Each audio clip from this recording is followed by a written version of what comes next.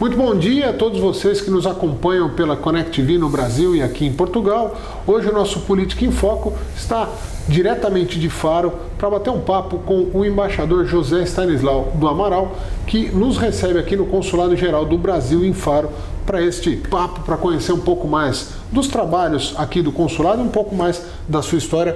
Muito bom dia, muito obrigado de nos receber aqui na sua casa e na casa do povo brasileiro em Faro.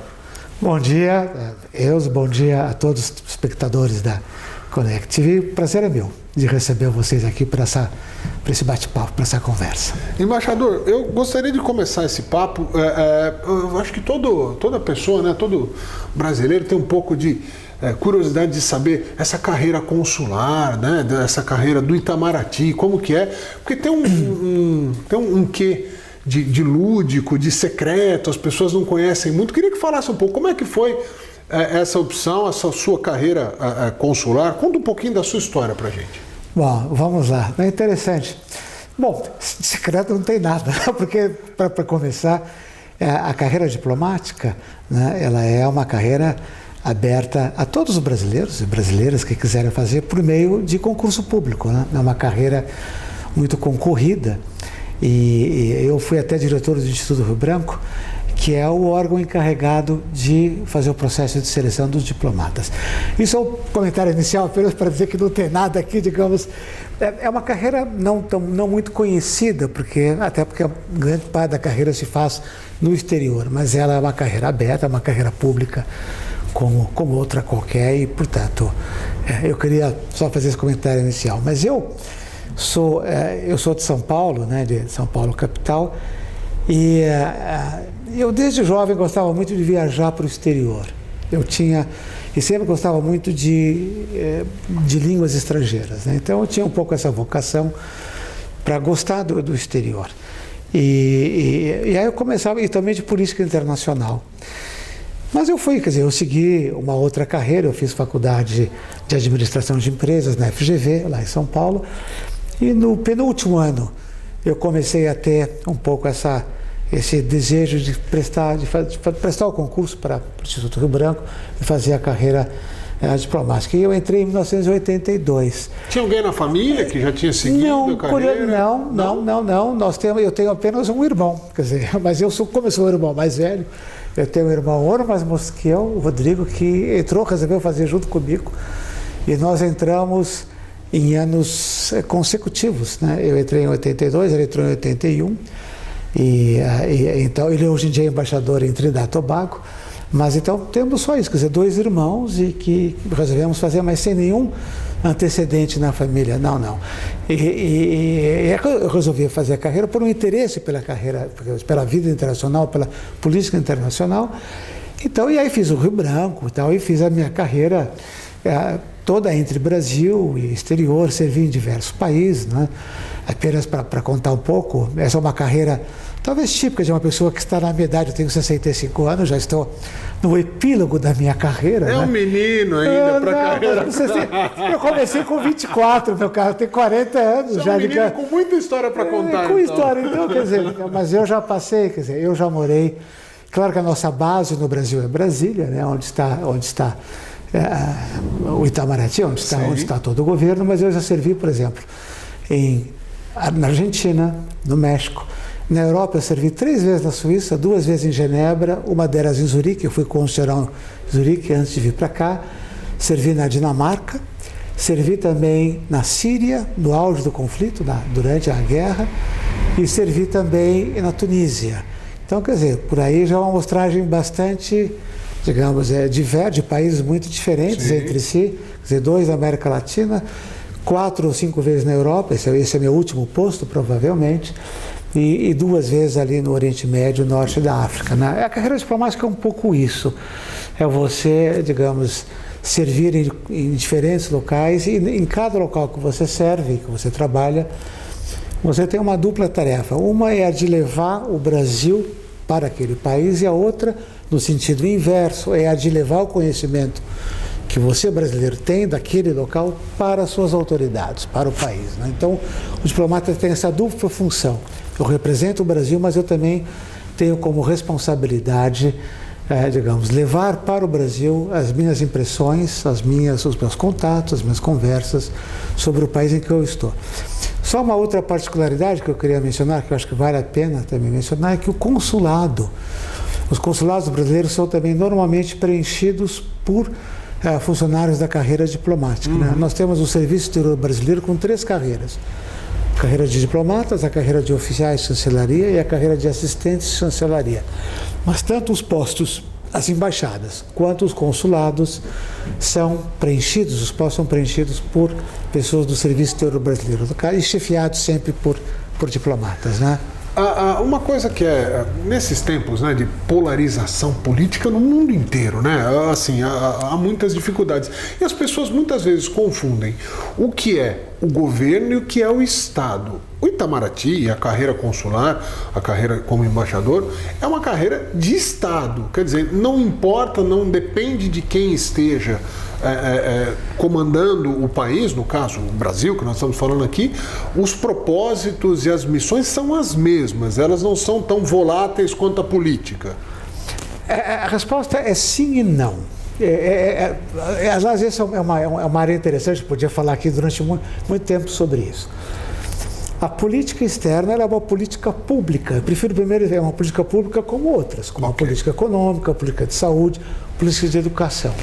Só que a política externa ela tem um elemento de permanência muito maior.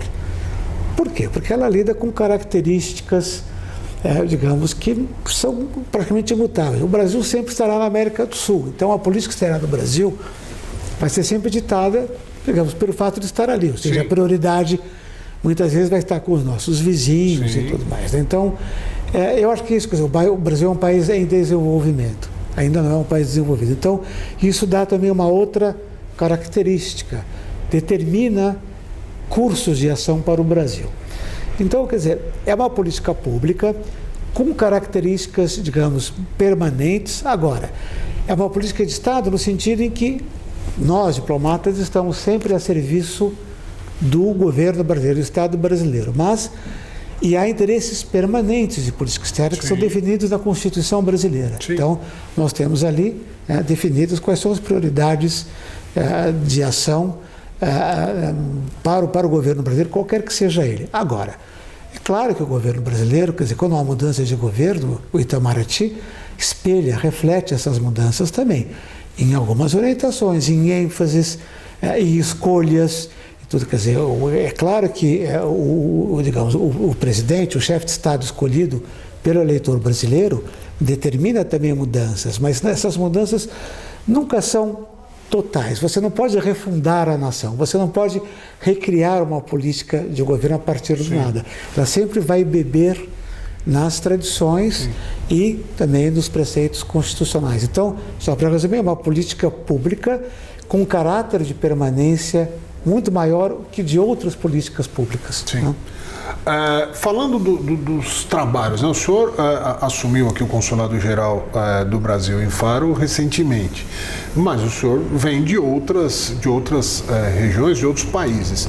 Nós estamos passando por 2 anos completos e mais um pouco agora, né? Graças a Deus, finalizando a pandemia, mas onde os serviços foram muito exigidos, muita dúvida, muita dificuldade das pessoas circularem de um país para o outro. Eu imagino que o número de problemas a serem resolvidos foi muito aumentado, para além até dos problemas relacionados à questão da pandemia, da saúde em si. Como é que foi esse período e como é que o senhor está se sentindo, o que parece ser, e graças a Deus, tomara que seja realmente, o final dessa pandemia? Como é que foi esse período de trabalho do Itamaraty? Olha, eu passei, como você falou, eu cheguei aqui a Faro em meados de janeiro. Eu estou aqui há exatamente 2 meses.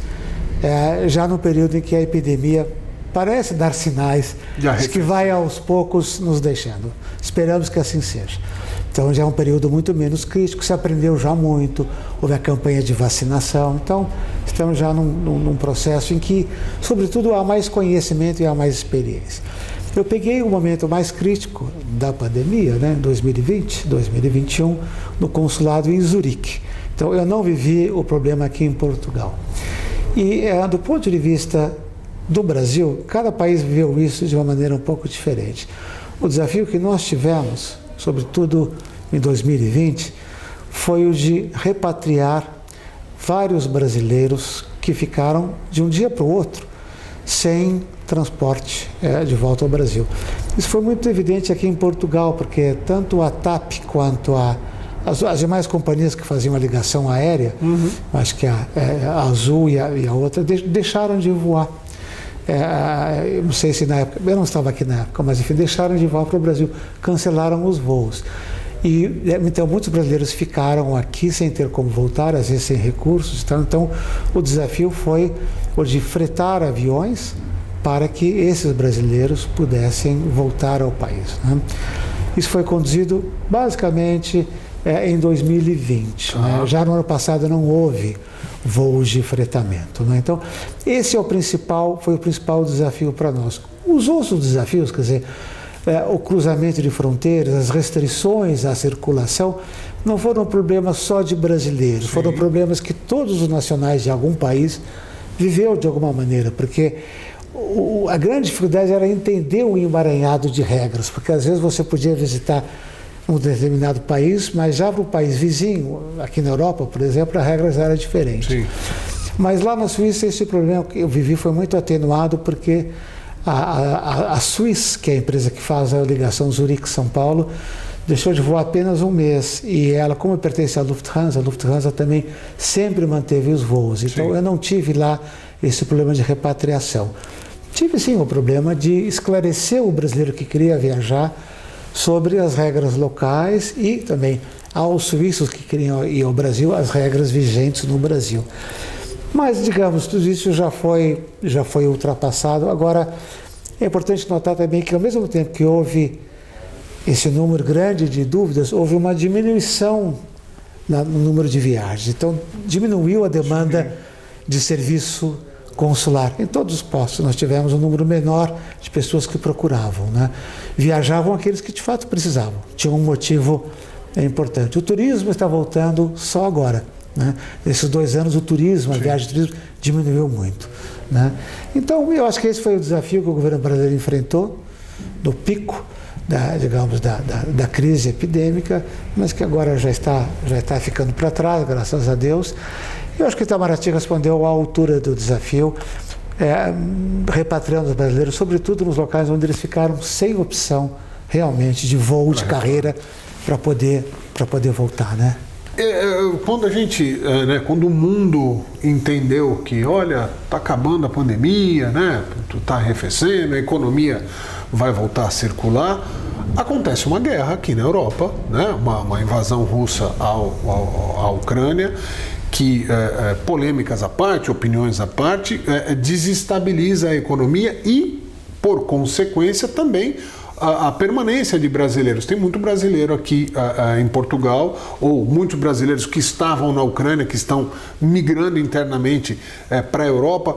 Como é que tem sido essa demanda e como é que o Itamaraty tem, é evidente que mais à distância, né? O senhor está aqui em Faro, mas como é que o senhor tem acompanhado os bastidores da atuação do Itamaraty em relação à acolhida aos brasileiros que estavam na Ucrânia e a essa insegurança que, de alguma maneira, os brasileiros sentem nesse momento, estando na Europa, em relação à economia? Pessoas que têm medo de ver seus postos de trabalho encerrados, esse tipo de coisa. Como é que tem sido esse momento? Olha, bom, não é um assunto, quer dizer, a dinâmica política do conflito, né?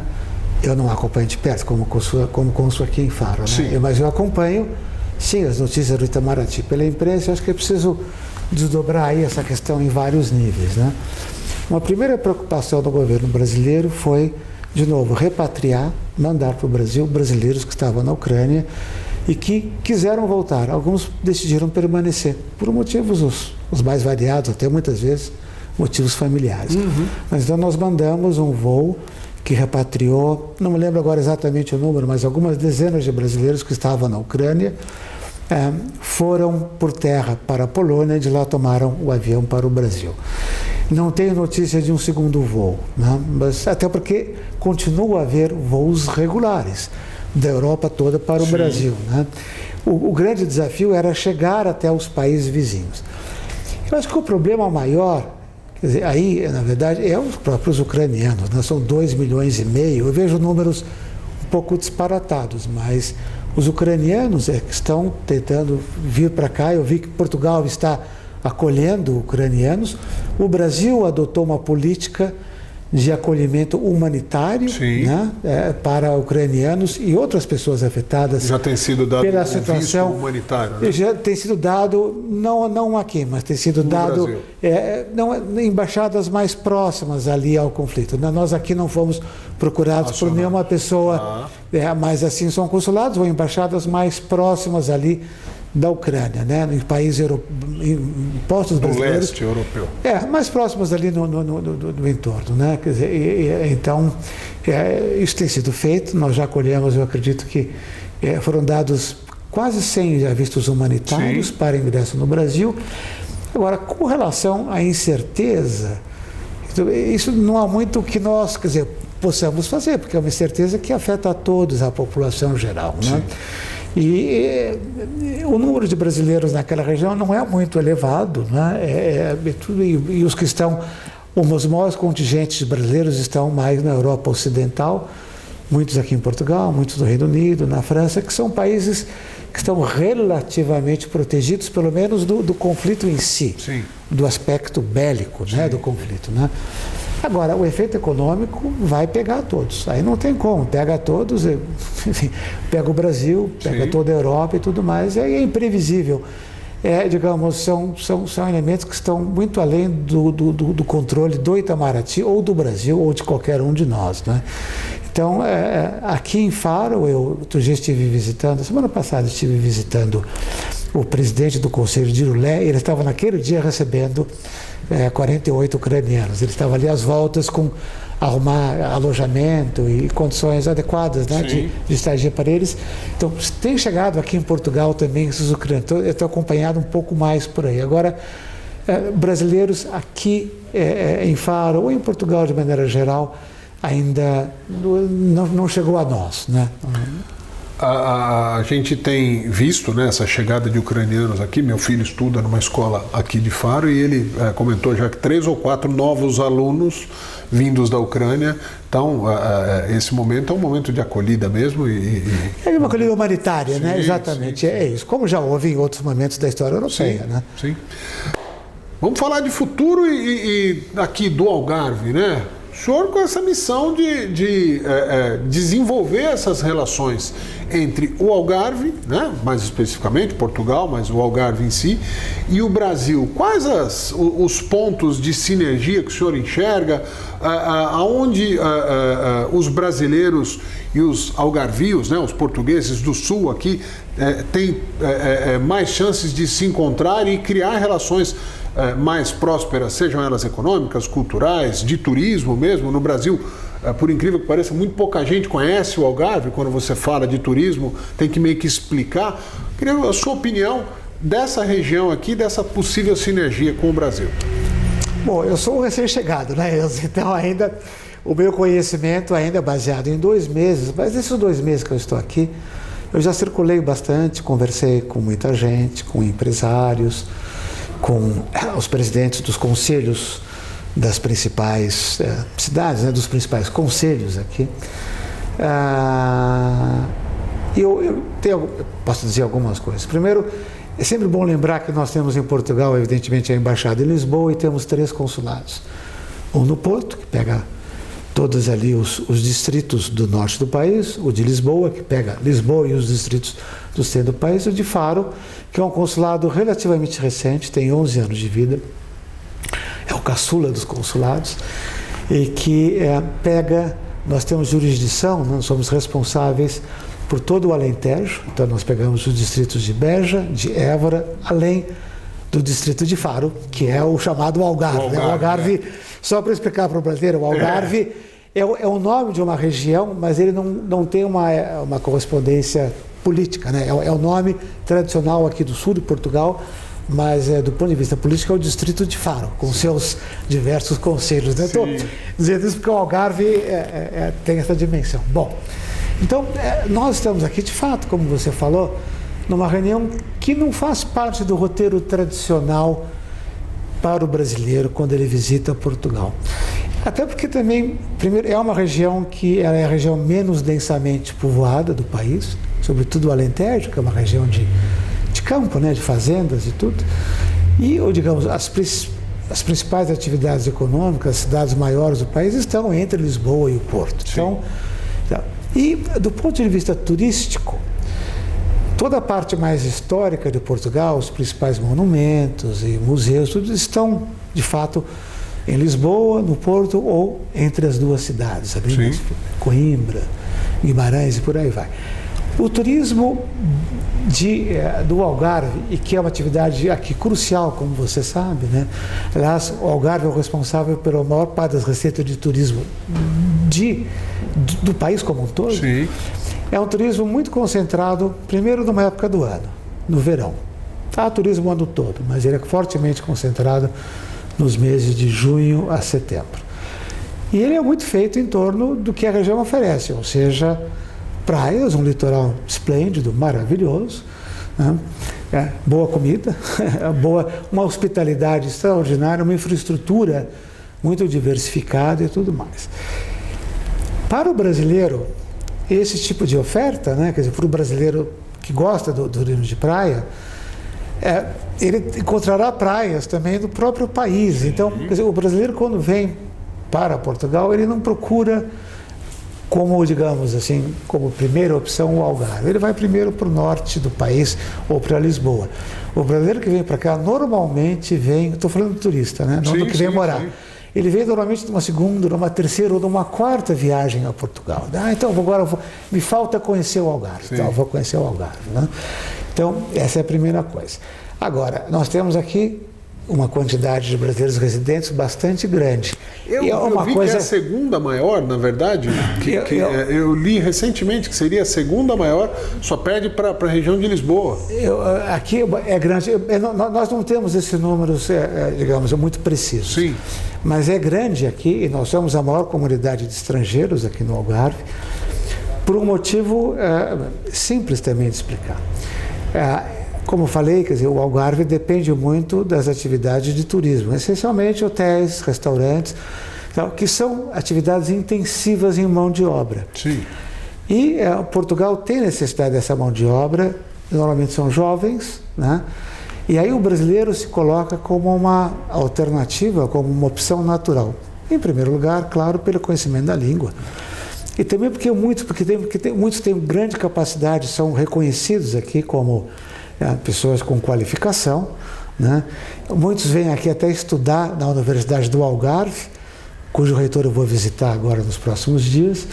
Então eles vêm aqui, cursam a faculdade aqui, depois ficam aqui no Algarve, depois eventualmente buscam outro destino na Europa para fazer uma carreira nessa área de hotelaria, de turismo, etc. Então nós temos aqui uma quantidade muito grande de brasileiros trabalhando, né?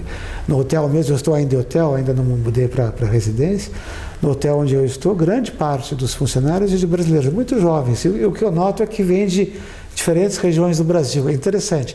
Muitos já falando uma segunda língua, uma terceira língua. Então, tem isso. Nós calculamos aqui em torno de 60 mil brasileiros, não só no Algarve, mas em toda a jurisdição, incluindo também o Alentejo. E nós pegamos também a província de Setúbal, a metade, digamos, sul do distrito de Setúbal. São números imprecisos e que incluem também brasileiros de dupla nacionalidade. Nós temos muitos brasileiros que são também portugueses, né? Então, e também há um outro contingente aqui menor de brasileiros que trabalham no setor de construção civil, né? E que também vem para cá e que tem contratos de trabalho e tudo mais. Agora eu entro então como no consulado. O que o consulado pode fazer pelos brasileiros, né? A primeira coisa, e o básico é este, né? Eu acho que é sempre bom começar pelo básico. Nós estamos aqui para servi-los, ou seja, prestar os serviços que eles nos demandam, que em primeiro lugar é essencialmente os documentos, né? Quer dizer, atualização de passaporte, registro de nascimento, casamento, né? Funcionar como um prestador de serviços um pouco notariais, né? Nós somos aqui. Se você não fizer isso, todo o resto, digamos assim, fica prejudicado. Então, a primeira coisa que eu fiz, e começou nesta semana, na verdade, foi um aumento do horário de atendimento ao público. Hoje em dia o público, e esse é um recado que eu dou ao público, né? O consulado está aberto para atendimento das 8h30 às 14h30, são 6 horas sem interrupção. Né? E com isso a pessoa pode vir um pouco mais cedo, antes do trabalho, ou pode vir no intervalo de almoço, se for o caso. Né? Mas é mediante agendamento, e aí é só consultar a página do consulado. Então a primeira coisa que eu fiz foi isso, quer dizer, colocar um horário maior para atendimento ao público para facilitar o deslocamento do brasileiro que esteja aqui no Algarve ou na nossa jurisdição. Na jurisdição toda. Colocamos também um telefone para atendimento ao público, para que aqueles que tenham dúvidas, né, possam também esclarecê-las antes de vir ao consulado e não perder a viagem. Né? Então, são coisas assim que eu estou, digamos, organizando. Os meus primeiros meses aqui serão para organizar internamente o consulado, para melhor atender. A parte de gestão de serviços, colocar em ordem tudo isso, né? Até porque nós passamos também por a epidemia, nós tivemos, evidentemente, como todo programa, nós tivemos funcionários afetados pela epidemia, o consulado teve no ano passado de fechar em alguns momentos, também por determinação das próprias autoridades portuguesas, né? Tivemos aqui vários períodos em que houve um certo confinamento, depois foi relaxado e tudo mais. Então agora, partindo do pressuposto de que nós estamos com uma situação mais estável do ponto de vista epidêmico, vamos colocar o consulado a serviço disso. Né? Depois nós queremos também impulsionar, no que for possível, né, também os laços empresariais entre brasileiros e empresários desta região, empresários algarvios. Né? E então eu estou começando também a fazer um trabalho nessa área. Nós temos aqui um cônsul honorário há muitos anos, antes da abertura do consulado. Aqui em Faro nós tínhamos um cônsul honorário que fica em Vila Moura, que é uma cidade aqui perto do Faro, né, aqui na costa também, que é um empresário importante do ramo imobiliário, do ramo também de serviços e que nos ajuda muito. Então nós vamos também gradualmente expandir os serviços para essa área. E este ano também nós temos o 7 de setembro, que se dá no marco do bicentenário, né, da celebração dos 200 anos de independência, que em Portugal sempre adquire uma dimensão muito particular, né, porque o Grito de Ipiranga foi feito por um português contra Portugal, digamos assim, declarando. Mas o que é importante para nós assinalar, e eu quero ver se fazemos uma coisa aqui no 7 de setembro, muito mais do que, digamos, o grito de independência é a história contínua dos dois países, né? É a continuidade dos laços históricos, culturais entre os dois países. Né? E é nesse sentido que a gente quer fazer esse ano, 7 de setembro, uma coisa também especial. Aqui você sabe que 7 de setembro, por coincidência, é a data do aniversário de Faro, do distrito de Faro. Então, eu não propus isso ainda aqui às autoridades locais, não, mas eu quero ver se fazemos uma coisa aqui, em primeiro lugar para a comunidade brasileira e depois alguma coisa conjunta com as autoridades de Faro. Mas isso, quer dizer, isso é para o primeiro ano. Depois aí nós vamos ver um pouco. Mas a ideia é essa, é aprimorar os serviços prestados ao público, estar à disposição do público e tudo mais, enfim. Eu acho que essa é a nossa obrigação. Nós temos uma obrigação com quem está do lado de fora do consulado, com os brasileiros que estão aqui, né? E essa foi a minha prioridade em Zurique e vai ser aqui também, né? Embaixador, eu quero agradecer desde já, dizer que mesmo antes da sua chegada aqui, a gente sempre foi muito bem recebido aqui no consulado, agradecer à conselheira Cláudia Vasques, que sempre nos recebeu muito bem. Antes disso, o finado, né, e saudoso Reinaldo Storani, que em outras oportunidades também sempre nos receberam, e acho que isso passa, né, a ser, a gente entende como uma característica do consulado, receber bem a todos nós brasileiros que estamos aqui, imigrantes, né, aprendendo um pouco essa relação de imigração que foi tão historicamente, né, os portugueses que sempre imigraram para o Brasil, eles descobriram o Brasil, depois aos milhares e aos milhões foram para lá durante todos esses anos. Então a gente está aprendendo um pouco esse caminho contrário num ano muito simbólico, né, dos 200 anos da independência. Então eu fico feliz de mais uma vez ter essa gentileza, essa cordialidade dessa acolhida da ConnectV, da minha pessoa, das pessoas que trabalham ao meu entorno também aqui no consulado. Ficamos sempre à disposição para fazer também esse laço, né, entre a comunidade, o consulado e as autoridades portuguesas de toda maneira, e desejo que esse menino de 64 anos tenha muita vitalidade, muita saúde para tocar esse projeto, esse espaço tão importante para os brasileiros aqui do Algarve por muitos anos. Muito obrigado pela acolhida. Obrigado, Deus. Eu já fico grato a você porque você diminuiu em 1 ano a minha idade. É 65? 65. Mas, tá bem, não tem.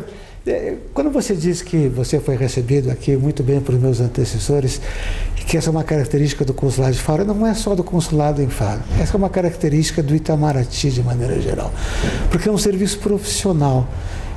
O Instituto Rio Branco, que foi criado em 1945, que é o órgão que é encarregado de selecionar os diplomatas e tal, estabeleceu um serviço profissional desde 1945. Então, quer dizer, veja bem, nós somos profissionais. Então, o profissionalismo que você viu nos meus antecessores, que você, espero, verá em mim, você verá também nos que me seguirem.